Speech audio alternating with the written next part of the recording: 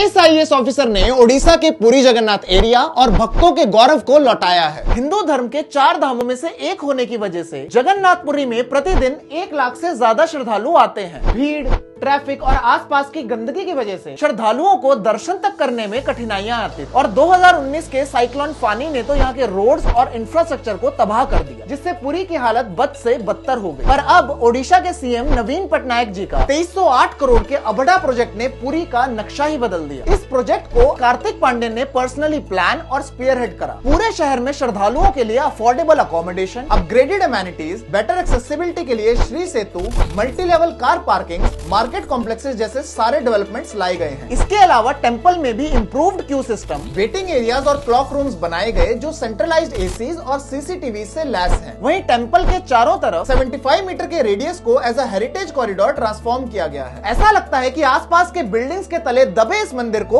अब सांस आई। ये सारी सुविधाएं अगले साल जनवरी से श्रद्धालुओं को मिलेंगी। सिर्फ पुरी ही नहीं बल्कि ओडिशा के 10,000 से ज्यादा जगन्नाथ टेम्पल्स के ट्रांसफॉर्मेशन को इंश्योर करके कार्तिक पांडेय ने दिखा दिया कि संस्कृति में प्रगति की झलक कुछ ऐसी दिखती है। तो ओडिशा वालों, गर्व से शेयर करो ये इन्फॉर्मेशन हर भारतीय के साथ और ऐसे इन्फॉर्मेटिव वीडियोस के लिए फॉलो करें विशाल रतेवा।